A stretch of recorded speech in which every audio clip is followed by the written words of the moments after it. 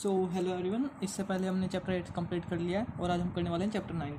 सबसे पहले चैप्टर 9 की बेसिक इंट्रोडक्शन देख लेते हैं। Class 11th chapter 9 basic introduction. Chapter 9 का नाम क्या है? Sequence and series. Sequence and series, ठीक है। सबसे पहले इनके बारे में जान लेते हैं कि होते क्या हैं। सीक्वेंस क्या होता है? सीक्वेंस क्या होता है? ए नंबर ऑफ एक्शंस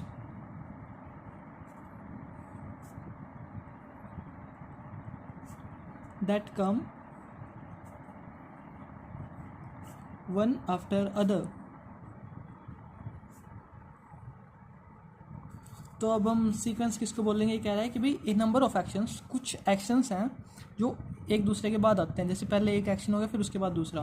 जैसे हम एग्जांपल के तौर पे लिख लेते हैं, जैसे पहले 2, 4, 6, 8, 10, 12 ऐसे आ गया, या फिर आ गया 1, 2, 3, 4, 5, 6, 7 ये, ठीक है। अब अगला इस सीक्वेंस का पता लग गया कैसे होता है। सीक्वेंस होती है एक तरह से कि भाई नंबर ऑफ एक्शन होते हैं कि भाई पहले कुछ आ गया फिर दूसरे बाद कुछ, दूसरा नंबर आएगा फिर तीसरा आ गया, ठीक है। फिर आगे आता है सीरीज। सीरीज क्या होता है? सीरीज होते जो ये सीक्वेंस होती है ना, इसका सम, ठीक है। It is sum of given terms of sequence, ठीक है। ठीक है, अब जो देख लेते हैं एक बार इसको, ठीक है। सीरीज का पता लग गया। अब हमें एपी हम पहले पढ़ के आए हुए हैं कि भाई एपी क्या होता है। ये सीरीज देख लेते हैं एक मिनट, इसको एग्जांपल लिखते हो इसका।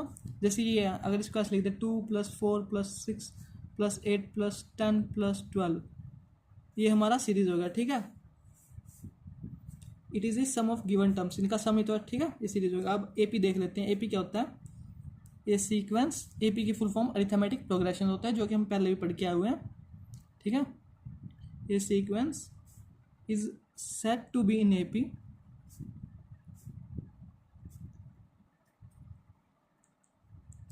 if the common difference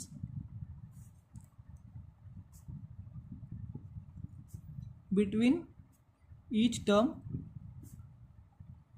is same, ठीक है। अब इसका एग्जांपल देख लेते हैं हम।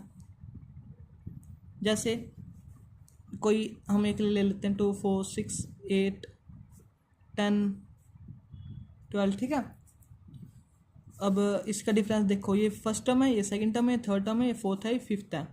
A1 क्या है हमारे पास? 2, A2 क्या है? 4, A3 क्या है? 6। मतलब is set to be in AP if the common difference, common difference क्या होता है? A2 - A1 जो कि 4 - 2 आएगा, जो कि आ गया हमारे पास 2, और A3 - A2 6 - 4 जो कि आ गया हमारे पास 2, यानी कि ये डी हो गया, ये सेम है, ठीक है। अगर इनका ये कॉमन डिफरेंस सेम होता है तो ये एपी कहते हैं इसको, ठीक है। अब इसका जैसे अगर ये सीरीज में आते हैं कि भाई इनको हमें सम करना है 2 + 4 + 6 + 8 + 10 + 12 ऐसे आते हैं हमारे पास ये। तो इसको कैसे सोल्व आउट करते हैं हम? अब 2 आगे कहीं भी तक भी जा सकता है, ठीक है, ऐसे। तो इसका फॉर्मूला क्या होता है? एक फॉर्मूला लिख लेते हैं। इसका फॉर्मूला होता है SN, जहाँ तक n जाएगा n/2 A + AN, ठीक है। अब एक आपको पता है ए होता है पहली टर्म, ठीक है। A1 लिखो, यहाँ पे ए लिखो, कोई मत, ज़्यादा फर्क नहीं पड़ता, ए भी लिख सकते हैं हम, वैसे A1 भी लिख सकते हो आप, ठीक है। अब AN क्या होता है? AN भी तो होता होगा कुछ। AN होता है लास्ट टर्म, ठीक है, जो कि होता है A + n - 1 × D। जो लास्ट में n आएगा ना वो होता है AN, जो लास्ट टर्म आएगी, ठीक है। और ये n/2, ये तो समझ आ ही गया होगा। अब इसके आगे चलते हैं। अगर ये तो हमने पहले देख लिया था, वैसे 10th में भी देख चुके हैं हम एपी क्या होता है भाई। अब आगे हमारे पास नई टर्म क्या आएगी? हमारे पास आएगा अरिथमेटिक मीन, ठीक है। अरिथमेटिक मीन क्या होता है? मीन में ना एक हम उसका जो बीच की टर्म होती है वो निकालते हैं। जैसे हमारे पास दे दिया किसी ने 6 और 8, इसका अरिथमेटिक मीन निकालना हमें, ठीक है। ये 2 दे दिया फिलहाल, तो 2 से ही काम चलाते हैं। तो इसका अरिथमेटिक मीन क्या आएगा, इसका फॉर्मूला क्या होता है, ए प्लस बी बाय एन, ये जितने हैं, ठीक है। ए प्लस बी यहाँ पे ये है, ठीक है, ए ये होगा, बी ये होगा, 6 + 8 14/2, तो यहाँ पे अरिथमेटिक मीन 7 आएगा हमारे पास। वैसे ही अगर नंबर्स ज़्यादा हैं जैसे यहाँ पे हैं, हमें इसका अरिथमेटिक मीन दे जाए तो इन सबको ऐड करके उसके बाय में जितने ये नंबर हैं, मतलब 1 2 3 4 5 6, ठीक है, 6 है ना ये, तो इनका ऐड करके इनके बाय में n 6 आ जाएगा, ठीक है, वो हमारा अरिथमेटिक मीन होता है, ठीक है, यहाँ तक ठीक है। अब अरिथमेटिक मीन के बाद नेक्स्ट टर्म आती है जीपी। एपी हो गया था, अब आ गया जियोमेट्रिक प्रोग्रेशन।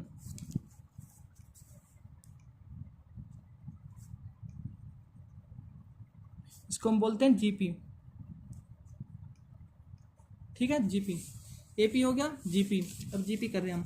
जीपी की क्या वो होता है, जीपी क्या होता है भाई, a sequence is said to be in GP if its common ratios between each term is same। कि भाई एक इसके कहने का मतलब है, अगर आपकी कॉमन रेशियो ना ईच टर्म की सेम है तो वो जो सीक्वेंस है वो एक जीपी की फॉर्म में है, ठीक है। अब जैसे इसका भी एग्जांपल देख लेते हैं, मतलब पहले इसका फॉर्मूला दिखा देता हूँ आपको कि भाई जो कॉमन रेशियो होती है उसको हम आर से डिनोट करते हैं, ठीक है।